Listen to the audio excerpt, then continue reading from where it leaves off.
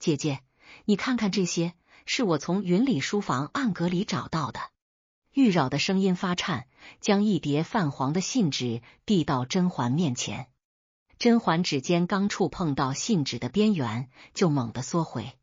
那熟悉的字迹，是她记了15年、念了15年的云里的笔记。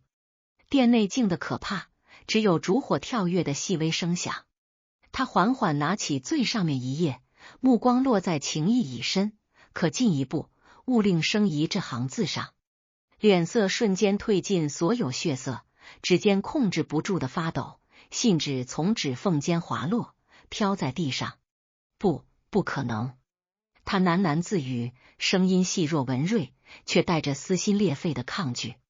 15年前，圆明园的夜色里，云里攥着他的手，嘴角挂着血，一字一句说：“轩轩，此生有你，足矣”的模样还清晰如昨。他是在他怀里断气的。他记得他最后望向他的眼神，盛满了不舍与深情。为了这份深情，他愧疚了15年，痛苦了15年，把自己困在慈宁宫的寂静里，一遍遍回忆他们相处的点滴。可眼前的信纸像一把淬了冰的刀，狠狠扎进他的心脏。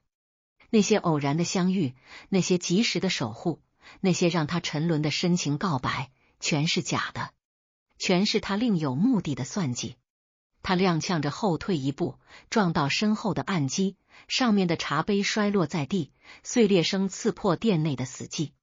玉娆看着姐姐摇摇欲坠的模样，心头一紧，上前想扶，却被甄嬛挥手推开。甄嬛死死盯着地上的信纸，眼神涣散又疯狂。她突然蹲下身，颤抖着去捡那些信纸，指尖划过泛黄的纸页，每一个字都像在凌迟他的灵魂。云里，你到底是为了什么？玉娆跪在书房冰凉的地板上，手指紧紧捏着那几张泛黄的信纸。窗外的夕阳光斜着照进来，正好打在那几行字上。他的呼吸变得很轻很急，像是怕惊动了什么。眼泪毫无预兆的掉下来，砸在信纸上，墨迹晕开一小片。15年，整整15年。姐姐甄嬛为了那个男人，天天活在自责里。每年的忌日，她吃斋，一个人呆着，掉眼泪，整个人像丢了魂。可这些藏在暗格里的东西，像一把刀，狠狠划开了所有温情的表面，露出底下冷冰冰的真相。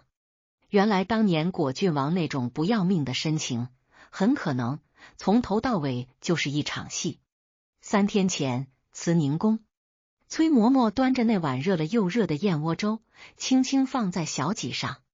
她看着窗前那个一动不动的背影，又叹了口气：“娘娘，您多少吃一口，这都第3天了，身子受不了的。”甄嬛慢慢回过头，脸上没什么血色，眼睛底下是浓得化不开的疲惫。“放着吧，吃不下。”“娘娘。”崔嬷嬷走近些，声音更软了：“您又想王爷了？人死不能复生，您得顾着自己啊。当年要不是王爷，您也不会有今天。”这话她劝了15年，每年这时候说，都显得没什么用。甄嬛嘴角动了动，像是想笑，没笑出来，眼泪无声的往下淌。“就是因为他为我死了，我才……”她停了一下，声音很轻：“嬷嬷，我看着他喝下那杯毒酒，什么也做不了。这么多年，我从没真的放下过。”他的声音轻淡沉，这慈宁宫的安静，就像他心里永远过不去的坎。门外宫女小声说：“太后娘娘，玉娆小主来了。”甄嬛赶紧用帕子擦了擦眼角，吸了口气，尽量让声音稳下来，让她进来。玉娆快步走进来，带着一身外面的凉气。她看见姐姐比前2天更憔悴的脸，心里一紧。“姐姐。”她上前握住甄嬛的手，那手冰凉。“你又这样。”“玉娆来了。”甄嬛勉强笑了笑，也握住妹妹的手：“坐吧。”“姐，你不能总这样。”玉娆语气里带着心疼：“姐夫，他要是在天有灵，看你这样，心里该多难受。我知道，可我管不住自己。甄嬛闭上眼睛，长长叹了口气，一闭眼就是她倒下去的样子。玉娆打断她，语气硬了些：“姐，我今天来有事跟你商量。”你说。我想去一趟果郡王府。玉娆看着姐姐的眼睛，那儿空了这么多年，一直没人好好收拾。我想着去把姐夫生前的一些旧东西理一理，挑几件给你送进宫来，也算留个念想。甄嬛愣了一下，眼神有点飘，然后点点头，也好，难为你有心。那你就跑一趟吧。姐，你跟我客气什么？玉娆站起来，那我今天就去。下午的太阳有点暖，照在果郡王府斑驳的门匾上，朱红的大门颜色暗了，爬着裂纹。玉娆站在门口，心里有点酸。这里以前也是车马来去，有说有笑的地方。小主，小主，您可算来了。一个苍老发颤的声音从门里传出来。老管家刘全弓着背，跌跌撞撞迎出来，看见玉娆，昏花的老眼立刻湿了。刘伯，玉娆伸手虚扶了一把，这些年辛苦你守着了。不辛苦，不辛苦。刘全用袖子擦眼角，能给王爷守这个家，是老奴的福分，是老奴自己愿意的。走进府里，绕过影壁，满院的荒凉扑过来。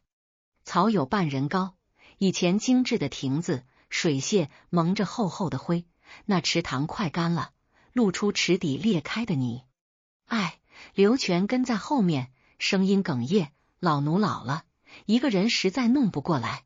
府里的人散的散，走的走，就剩我这个没用的老头子了。”玉娆看着四周，眼前好像又看见很多年前的情景。那时候姐姐常来，果郡王就在院里的石桌上弹琴，姐姐坐在一边听，琴声好听，两个人互相看着笑，那光景让多少人羡慕。小主今天来是想理王爷的旧东西？刘全问。是。玉娆收回目光，想找点姐姐可能会惦记的东西。刘全点点头，那老奴带您去书房吧。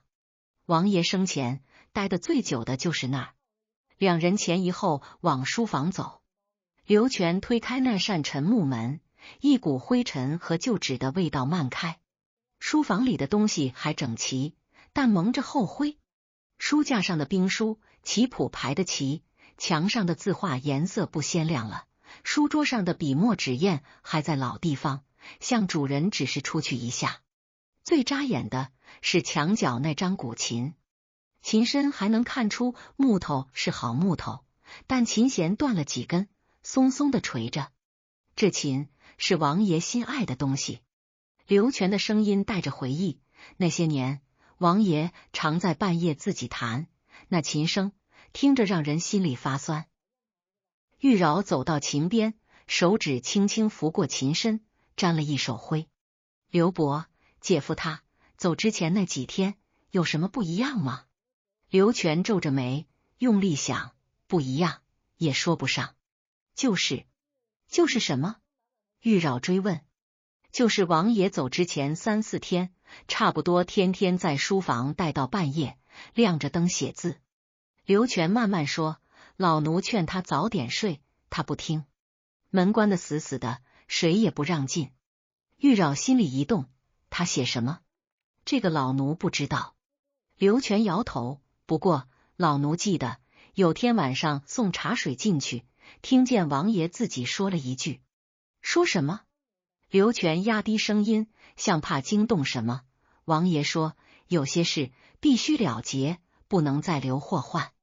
玉娆的眉头微微皱起，这话听着不像情意绵绵的遗言，倒带着一种决绝的算计。王爷还说别的了吗？没了。第4天宫里就来人了，然后王爷他就……刘全说不下去了，眼泪顺着脸上的皱纹流下来。玉娆心里难受，轻轻拍了拍老人瘦削的背。刘伯，你先去歇着吧，我自己在这儿看看。哎，好，好，老奴就在前头守着，小主有事随时叫。刘全用袖子抹脸，退出去，轻轻带上门。书房里只剩玉娆一个人，他站了一会儿，开始仔细看这个房间。他先打开书桌抽屉，里面是些平常的笔墨和信纸，没什么特别。他又走到书架前，一本一本翻，大多是常见的书，偶尔有点批注，也看不出什么。难道是自己想多了？玉娆几乎要放弃，目光又落回那张古琴上。他走过去，蹲下，更仔细的看。琴身雕着复杂的花纹，木头温润。看着看着，他发现琴尾一处卷云纹的雕刻，线条好像和旁边的纹路有点不连，像是后来被人改过。他伸出手指，按向那片花纹，咔，一声很轻的击扩响。玉娆心里一跳，赶紧收回手。书架最底下，悄无声息地往外滑了一寸，露出条黑缝。他的心突然跳得厉害，手心里出了汗。他蹲下身，用力把那块木板完全拉开。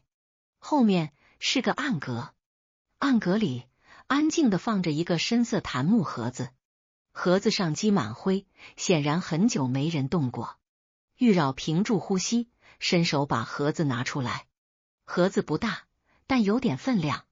他手抖着打开盒盖，里面是整整齐齐一叠信，纸已经黄了。旁边还有一本黑皮本子，像账册。他拿起最上面那封，信封上空的，只有一个朱砂写的编号甲1。他又翻了翻下面的，乙3、丙5、丁7，全是编号，没名字。这些信是给谁的？为什么用编号？为什么藏这么严？玉娆的手抖得更厉害，一种强烈的不安抓住他。他看看关紧的门，又看看怀里的盒子，心里挣扎的厉害。看还是不看？如果这里面是姐夫不想让人知道的私事，他这样偷看，对不对？可如果这里面藏着和姐姐有关的秘密，他咬了咬牙，下了决心。正要拆最上面那封信，门外有脚步声。小主，您还在里面吗？要什么不要？刘全的声音在门外响起。玉娆慌忙把信塞回盒子，紧紧抱住盒子，努力让声音平稳。我没事，刘伯，你先去忙吧，不用管我。哎，好，那老奴去前头打扫了。脚步声渐渐远了，玉娆长出一口气。她看着怀里的木盒，心里乱糟糟的。不行，这东西绝不能在这儿看，得带回去。他仔细把暗格恢复原样，又看看四周，确认没留痕迹，然后抱着那个沉木盒，快步离开书房。玉娆回到自己宫里时，天快黑了，宫灯刚点上，在廊下投出昏黄的光。他让所有工人都下去，说自己累了，想早点歇着，不许人来打扰。内殿里只点了一盏烛台，火苗跳着，把他的影子拉长，投在墙上，晃来晃去。他在窗边的榻上坐下，把檀木盒子放在小几上。烛光下，盒子表面的灰更清楚了。他伸出手，指尖拂过那些灰，心跳得厉害。这里面到底藏着什么？他吸了口气，打开盒子，那股就纸和墨的味道更浓了。他拿起编号甲1的那封信，信封口是松的，好像没打算长久保密。他抽出信纸，展开，字迹工整有力，是他熟悉的果郡王的笔迹。可信的内容让他全身的血好像一下子冻住了。那不是情书，不是思念，是汇报，一板一眼的汇报，关于姐姐甄嬛每日的言行，见了什么人，说了什么话，情绪如何，事无巨细，像在记录一个需要严密监控的目标。信末有一行小字：情意已深，可进一步，但需谨慎，勿令生疑。玉娆的手开始抖，他又拿起第2封、第3封，每一封都是汇报。时间跨度长达数年，从姐姐刚入宫不久，一直到果郡王死前几个月。他看到姐夫如何偶然救下被推下水的姐姐，如何碰巧在姐姐被下毒时送来解药，如何在姐姐失宠时雪中送炭。那些他曾为姐姐庆幸的缘分和守护，在信里被冷静地分析、计算、评估每一次出手的最佳时机和效果。有一封信里甚至写道：今日偶感风寒，咳生树下，必即关切备至。此计甚好，可常用之。玉娆觉得浑身发冷，像掉进了冰窟窿。信里每一个字都像一把冷凿子，狠狠敲碎了他记忆里那个温润情深的姐夫样子。那些他曾为姐姐高兴的巧合，那些危险关头的刚好出现，那些雪中送炭的深情厚谊，竟然全是精心设计的局。他想起姐姐曾甜蜜回忆的第一次见面，御花园里，姐姐差点滑倒，是果郡王刚好路过，伸手扶住。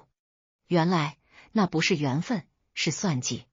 他想起姐姐几次在宫里被人暗算、下毒、陷害、闲话，每次都是果郡王刚好知道线索，帮他化解。原来那不是保护，是操控。玉娆的手攥紧信纸，骨头节发白，眼泪大颗大颗往下掉，不是难过，是生气，因为他替姐姐觉得不值。15年，姐姐被骗了15年，一直活在一个用谎话堆出来的梦里。他猛地闭上眼睛，脑子里闪过好多画面。他突然想起一件旧事，那是先帝死前半年前，朝廷不稳，后宫更是暗流涌动。那段时间，姐姐身边怪事不断。先是打小伺候她的贴身宫女，好好的突然跳井死了，捞上来时身上有不明伤痕。没过几天，一个管煎药的太监失手打翻了药罐，滚烫的药差点泼在姐姐身上。问起来，那太监只说脚下滑了，眼神却躲躲闪闪。每一次都像意外，每一次又都透着不对劲，而每一次果郡王都能提前知道，要么暗中提醒，要么直接动手帮姐姐躲开灾祸。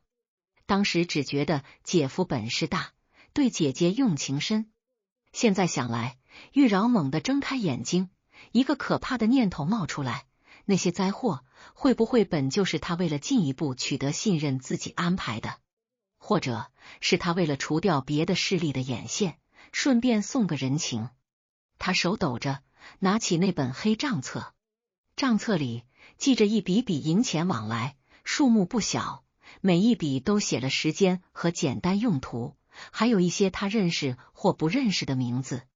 他强迫自己冷静下来，把账册上的时间和记忆里宫里发生的大小事一个一个对。那一笔在姐姐宫女跳井前3天支出的银子，用途写着清理门户；那一笔在太监打翻药罐前5天的支出，对应的人名正是内务府一个管事。还有那笔数目最大的，时间正好在一次有惊无险的刺客事件前7天，用途是劳军，而收钱的是当年管宫禁守卫的一个副统领。玉娆觉得天旋地转，快坐不稳了。账册从他手里滑下去，掉在榻上。证据白纸黑字，时间地点人物全有。这不是乱猜，这几乎是铁证。姐夫果郡王不仅从一开始就在算计姐姐，他还在宫里织了一张大网，监视、操控，甚至可能制造事端。那他最后的死呢？那个让姐姐痛苦了15年，觉得欠了一辈子的牺牲，难道也是这局里的一步？这个念头让玉娆一阵恶心。她不敢想，如果姐姐知道这些。小主，门外突然响起贴身宫女小心翼翼的声音，太后娘娘那边派人来问，说您歇了没？娘娘心里惦记您，要是您还没睡，让您过去说说话。玉娆吓了一跳，像被冷水浇醒。她慌忙把散开的信和账册胡乱塞回盒子，藏到枕头底下，然后连吸几口气，用力搓了搓脸，让自己看起来正常点。知道了，我这就过去。他提高声音应道，声音还有点不易察觉的哑。他站起来，理了理微皱的衣服和有点乱的头发，绝不能让他看出不对。在没弄清全部真相前，他不能让姐姐受这个要命的打击。玉娆一夜没睡，枕头底下那个盒子像块烧红的铁，烫得他心不宁。蜡烛烧完了，他就在黑暗里睁着眼，直到窗外透进一点晨光。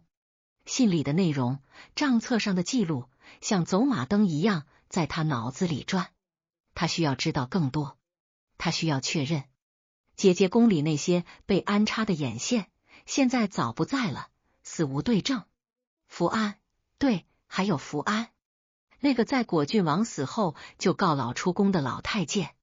玉娆记得姐夫生前很信他，许多跑腿传话的私密事都让他去办。要是还有谁知道内情，那一定是他。天刚蒙蒙亮，玉娆就起来了。他换了身素净的常服，只带了一个最信任的心腹宫女，吩咐备了辆不起眼的青布小车，悄悄从侧门出宫。马车颠着出皇城，往城外走。玉娆靠着车壁，看着窗外渐渐荒凉的景色，心里静不下来。按着模糊的记忆和事先打听到的地方，马车在城外一片僻静的庄院前停下。几间简陋瓦房围着小院，院里种着些普通蔬菜。一个头发花白、被驼了的老太监正提着木桶，慢吞吞地给菜地浇水。福公公。玉娆站在院门外，轻轻叫了一声。老太监动作一顿，慢慢回过头，看清站在门外的是玉娆时，手里的木桶哐当掉在地上，浑水泼湿了他的裤脚和鞋。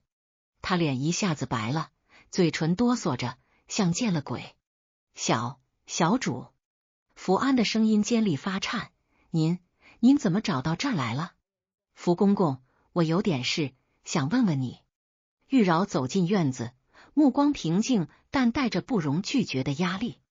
福安扑通一声跪在泥地里，连连磕头：小主饶命啊！老奴什么都不知道，真的什么都不知道。我还没问，你怎么就说不知道？玉娆居高临下看着他，声音不大，却让福安抖得更厉害。福安只是磕头，额头上沾了泥，也不敢擦。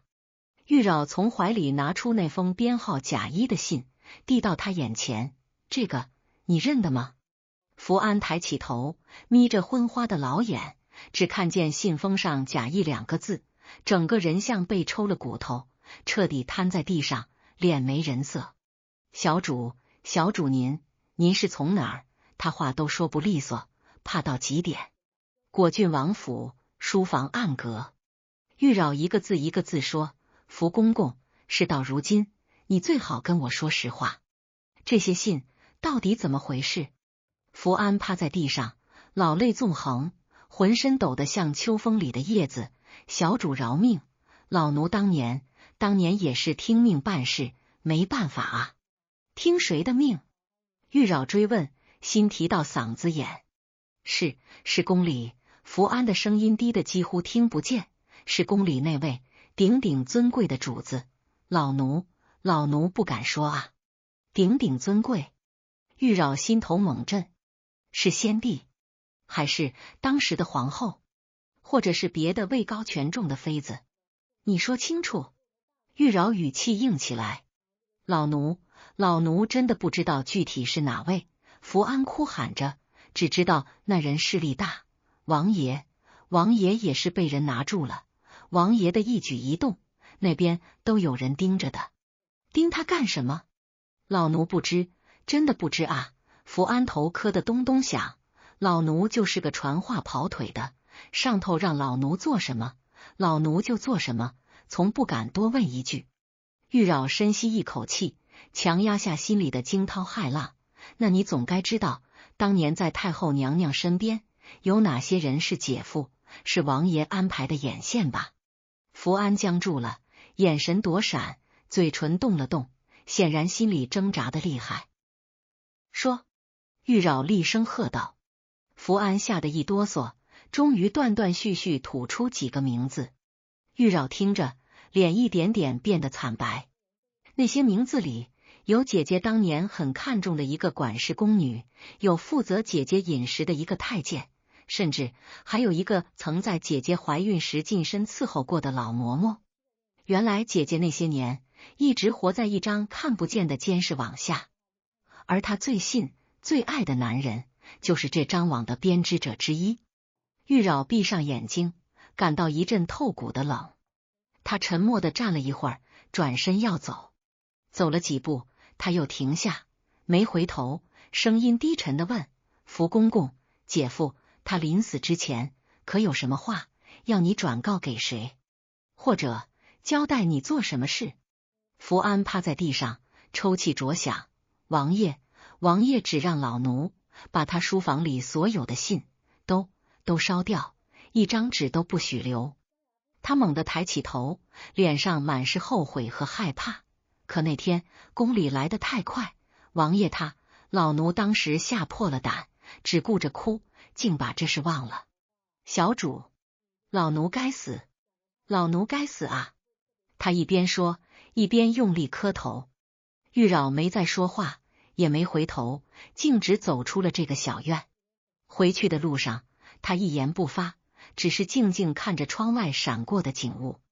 真相的样子已经越来越清楚了，清楚的让人心痛，让人喘不过气。现在他面对一个很难的选择，是把这个残酷的真相原原本本告诉姐姐，还是让这个秘密随着这些信永远消失？告诉姐姐，等于亲手打碎她撑了15年的精神支柱，这太残忍。可不告诉姐姐，难道要让她永远活在一个精心编造的谎话里，永远怀着那份沉重的愧疚，直到死？玉娆攥紧衣袖，指甲深深掐进手心。玉娆回到自己宫里时，已是黄昏。她让所有人退下，又一次把自己关在内殿。那个檀木盒子从枕头底下拿出来，放在桌上。烛火跳动，照着那些发黄的纸，也照着他苍白挣扎的脸。他把信和账册又摊开，目光却聚不了焦。福安的话像最后一块拼图，补全了那个让人心寒的真相。果郡王奉命监视，设计获取信任，在宫里安插眼线，用银子操控人事，甚至他可能连自己的死都算好了，只是为了彻底保住这个秘密，或者是为了向那个鼎鼎尊贵的主子交上最后的答卷。那姐姐呢？姐姐对他的一片真心，在他眼里到底算什么？是任务，是工具，还是偶尔也会有一丝愧疚？玉娆不敢再往下想，她坐在那儿，像过了一辈子那么长，直到腿麻了，直到烛火烧完最后一滴蜡，悄悄灭了。店里一片黑。就在这时，门外传来宫女有点急的声音：小主，太后娘娘来了，已到院门口了。玉娆猛地回过神，心里一惊，姐姐怎么这个时候来了？她慌忙站起来，借着窗外透进的微弱天光，手忙脚乱地想收起桌上的信，可是已经晚了。店门被轻轻推开，甄嬛的身影出现在门口，身后跟着2个提灯宫女。昏黄的光一下子照进来，正好照亮桌上那片散乱的信纸。玉娆，甄嬛的声音带着关心，听说你今天出宫了，身子还好吗？怎么店里也不点灯？她的目光自然地落在桌上那些显眼的信纸上。玉娆的动作僵在原地，心脏几乎停跳。姐姐，她声音干涩，想说什么，却一个字也说不出来。甄嬛慢慢走近，眉头微皱，这些事。她随手拿起最上面一页信纸，就着宫女手里的灯光看了过去。店里一片死寂。玉娆屏住呼吸，眼睁睁看着姐姐脸上的关心慢慢变成疑惑，然后变成不敢相信的惊愕。最后停成一种像要碎掉一样的惨白。甄嬛拿着信纸的手开始抖，她的嘴唇动了几下，却没发出任何声音。她的眼睛死死盯着纸上的字，仿佛要把那张纸看穿。然后她抬起头，看向玉娆，眼神里充满了玉娆从未见过的混乱和某种近乎绝望的求证。她张开嘴，像是要问什么，但喉咙里只发出一声短促的窒息般的抽泣。甄嬛拿着信纸的手抖得厉害，那双手曾经执掌凤印，母仪天下，如今却连一张轻飘飘的纸都快要拿不住。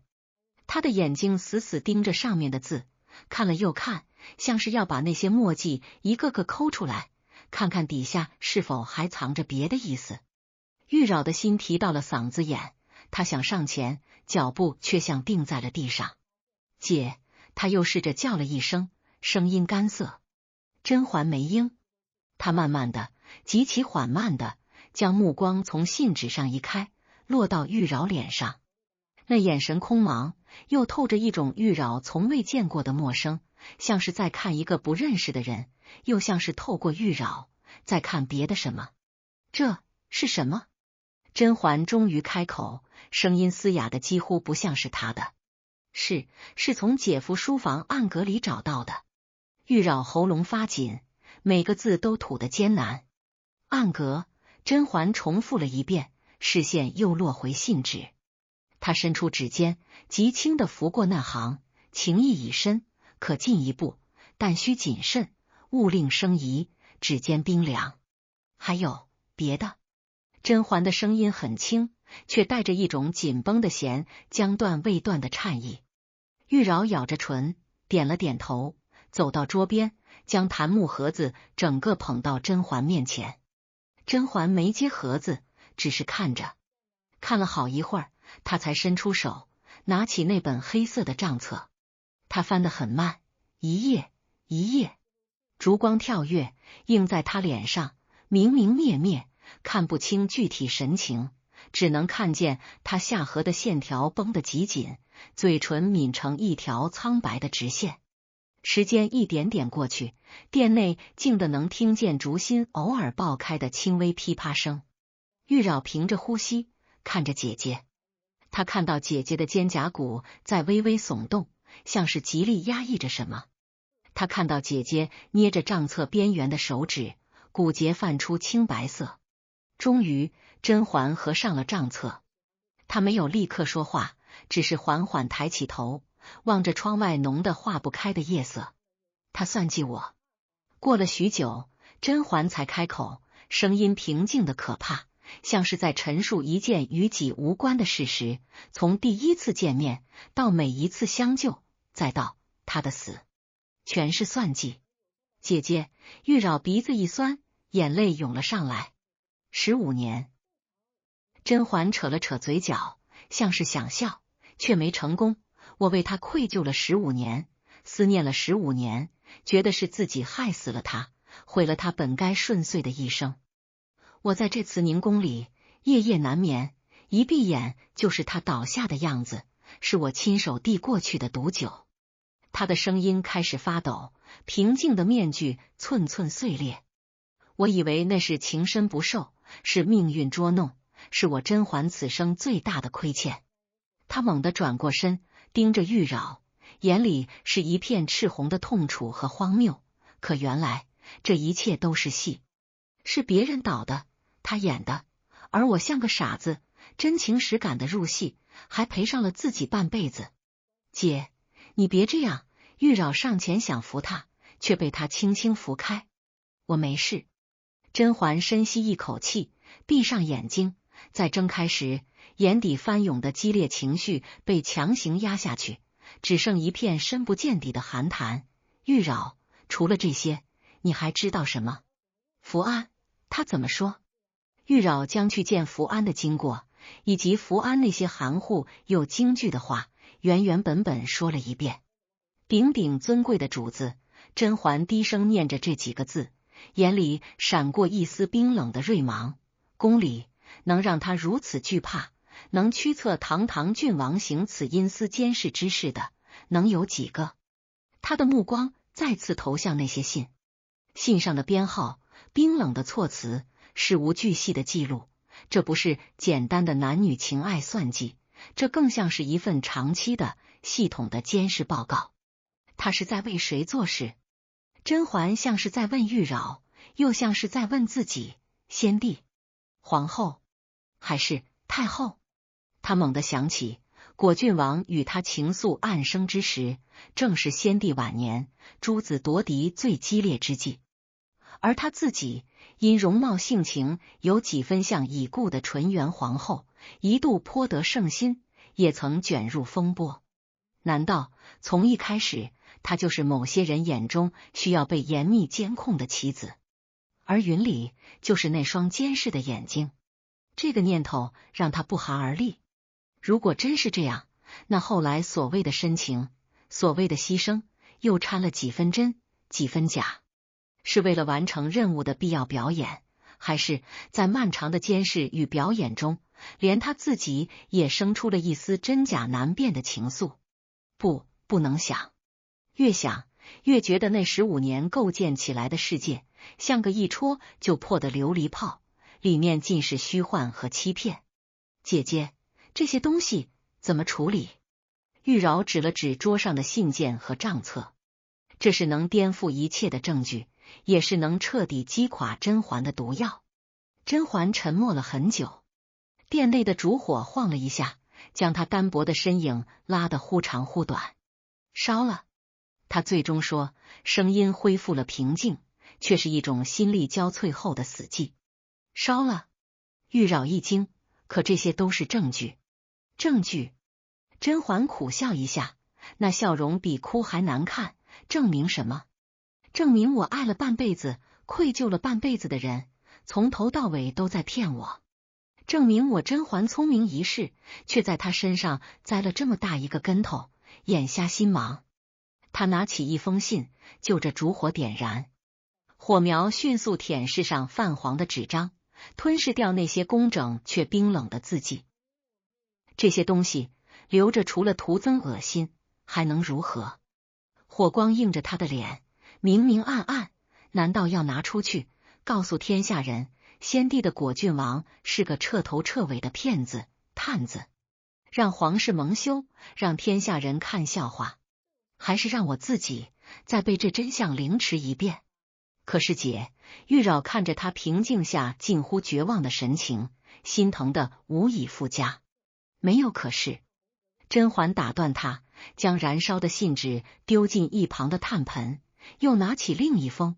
人都死了15年了，是真情还是假意？是算计还是无奈？如今还重要吗？重要的是我还活着。鸿雁此处沿用剧版设定，指甄嬛与果郡王之子，历史上并无此人，为剧情需要保留，还活着，你我都还得活下去。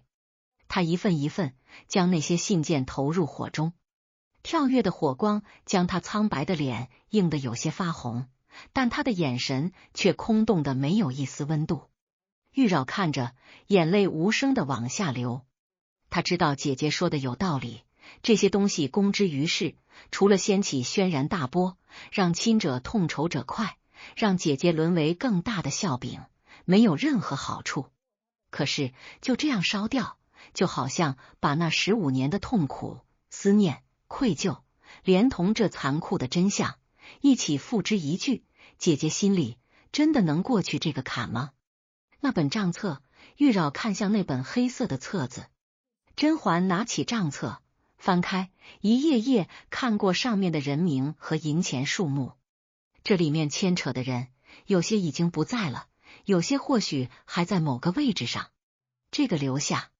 甄嬛合上册子，声音低沉，不必烧，也不必让任何人知道，就放在我这里。玉娆瞬间明白了姐姐的意思。这账册是利器，也是护身符。上面记载的是果郡王经营多年的人脉网络，是某些见不得光的交易。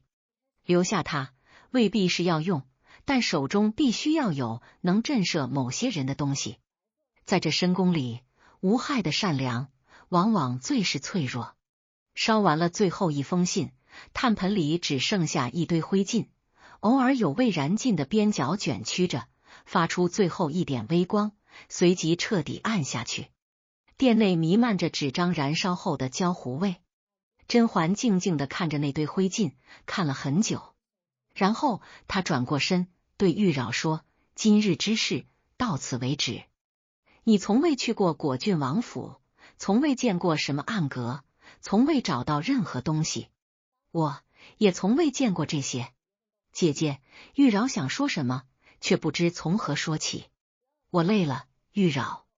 甄嬛的脸上露出深重的疲惫，那是一种从骨子里透出来的倦意。你先回去吧，让我一个人静一静。玉娆知道此刻再多的话都是徒劳，她默默行了一礼，退了出去，轻轻带上了殿门。走出殿外，夜风一吹，玉娆才发觉自己后背一片冰凉，竟已被冷汗浸湿。她回头望了一眼紧闭的殿门，里面灯火昏黄，寂静无声。姐姐此刻在里面承受着怎样天翻地覆的冲击，她不敢细想。那一夜，慈宁宫的灯亮到很晚很晚。接下来的日子，表面看起来一切如常。甄嬛依旧是那个深居简出、温和沉静的太后，每日礼佛，偶尔召见命妇，过问几句皇帝和后宫的事。只是玉娆细心的发现，姐姐眼下的乌青更重了些，人也更沉默，常常对着一处出神，唤好几声才回过神来。她没有再提起果郡王，没有在忌日独自垂泪，甚至没有再碰过琴。那把当年果郡王赠他的名琴长相思，被他命人仔细收了起来，锁进了库房深处。有时玉娆去请安，会看到姐姐拿着本佛经，目光却久久没有移动。他知道姐姐没有放下那些被焚烧的信件，化成灰烬，却以另一种更沉重的方式压在了他的心头。那不是思念，而是一种信仰崩塌后无边无际的荒芜和质疑。大约半月后的一天，皇帝来慈宁宫请安。皇帝如今已近中年，地位稳固，在甄嬛面前依旧恭敬孝顺。闲话几句后，皇帝似不经意地提起前几日整理旧档，看到皇考在世时的一些记录，想起17皇叔果郡王英年早逝，实在令人扼腕。他无子嗣，王府空置多年，朕想着是否该过继一子，承袭香火，也算全了皇考与朕对他的哀思。甄嬛正端着茶盏的手机不可察地顿了一下，旋即恢复自然，轻轻啜了一口茶，才缓缓道：“皇帝有心了。只是……”他放下茶盏，目光平静地望向窗外一株开得正好的玉兰。你17皇叔性子淡薄，不喜拘束，当年他便常说愿徜徉山水，不慕王权。如今人已作古，再过继子嗣，承袭那老史子的虚名，怕是烦扰了他地下清静。那王府就让他空着吧，留个念想便是。至于香火……他顿了顿，声音更轻了些，却带着不容置疑的意味。他心里若真有过惦记的人，自然会懂。若无，强求来的香火，也不过是给活人看的。皇帝以为呢？皇帝微微一怔，似乎没料到母亲会这样回答，而且语气虽淡，意思却坚决。他沉吟片刻，点头道：“母后思虑周全，是朕欠考虑了。”那就依母后的意思。皇帝朝事繁忙，这些小事不必挂心。甄嬛淡淡道，转移了话题。皇帝又坐了片刻，便起身告退。玉娆当时也在场，听得心惊肉跳。她明白，姐姐那番话既是在回绝皇帝，或许也是在说给她自己听。不强求，不执着，让一切归于空寂。那王府，那念想，就让它永远空着，成为一个沉默的，只有她们姐妹才知内里乾坤的象征。自那以后，果郡王这个名字在宫里出现的次数越来越少，渐渐真的成了先帝时一位早逝的王爷，淡出了人们的闲谈。转眼又是深秋，这一日，甄嬛忽然召玉娆陪她去宝华殿上香。宝华殿是宫中佛堂，平日里很清静。甄嬛上了香，跪在蒲团上，闭目良久。玉娆安静地陪在一旁。良久，甄嬛才缓缓睁开眼睛，看着袅袅升起的香烟，忽然开口，声音轻得像叹息：“玉娆，你说人这一生是不是真像佛家说的如露亦如电？”玉娆不知如何接话，甄嬛也不需要她回答，自顾自说了下去：“我这一生跌宕起伏，看尽荣华，也尝遍苦楚。曾以为得到的是真情，到头来可能是假意；曾以为亏欠的是挚爱，到头来或许是算计。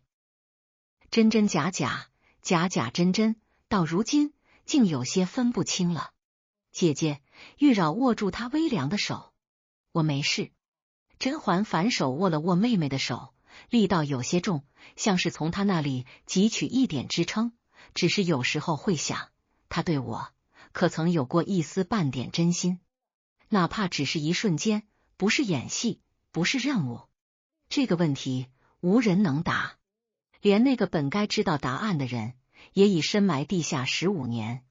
或许有吧。甄嬛自己轻轻摇了摇头，又点了点头，神色复杂难辨。在那些他为我设计的危难关头，在他看着我眼睛说话的时候，在他最后喝下毒酒看我的那一眼里，或许有那么一点点是真的，否则这戏也演得太苦太累了。他站起身，走到窗边，看着外面凋零的秋色。可也或许一点都没有，从头到尾都是戏，情深是戏，舍命也是戏。他笑了笑，那笑容里有看透后的苍凉，也有释然前的疲惫，但无论如何都过去了。真的、假的、好的、坏的，都随着那把火烧干净了。他得了他的结局，无论是心甘情愿还是无可奈何，而我还得继续走我的路。姐姐，你能这么想就好。玉娆低声说，心里却依然沉甸甸的。有些伤痕，即便结痂，底下依然是血肉模糊的痛，只是不再轻易示人。今日叫你来，除了上香，还有一件事。甄嬛转过身，从袖中取出一个用明黄绸缎仔细包着的小小的、硬硬的东西，递给玉娆。玉娆接过，打开绸缎，里面是一块触手温润的羊脂白玉佩，雕刻着简单的祥云纹，玉质极好，但样式普通，并非宫中之物。这是玉娆疑惑。很多年前我生辰时他送的。甄嬛的声音很平静，不是什么名贵东西，她说是偶然得来，觉得合眼缘。我戴过一阵子，后来收起来了，如今也不必留了。姐姐是想，你下次出宫找个稳妥的地方扔了吧，或者随便当掉，钱银散给穷人也好。甄嬛的目光落在那玉佩上，又很快移开，看向虚空。不必告诉我扔在哪里，也不必告诉我换了多少钱，就当从没有过这东西。玉娆握紧了玉佩，那玉仿佛还带着一丝姐姐的体温，又或许是她的错觉。我明白了。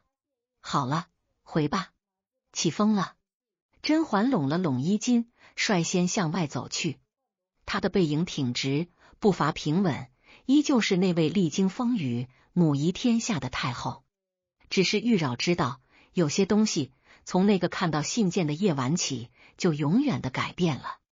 那个为情所困、沉湎于愧疚和思念的甄嬛，或许真的随着那些信件的灰烬一起死去了。剩下的是一个将最后一点脆弱情感也彻底封存，更加清醒，也更加孤寂的太后。回宫的路上，姐妹俩都沉默着。深秋的风卷起地上的落叶，打着旋儿，发出沙沙的声响，像是无数声叹息。玉娆悄悄侧脸，看向身旁的姐姐。甄嬛目视前方，脸色平静无波，只有眼底深处残留着一丝难以抹去的冰冷的疲惫。那是看透人心与事情之后，再也无法回到从前天真信任的倦怠。他知道，姐姐这辈子都不会再真正快乐了。那个秘密将如同那块即将被丢弃的玉佩，沉入时光的河底，无人知晓，却真实的存在过，冰冷的提醒着一段被彻底焚毁的过往。而他们的生活仍将在红墙黄瓦的深宫里继续下去，只是从此慈宁宫的佛前又多了一尊沉默的再也不会有泪的泥塑。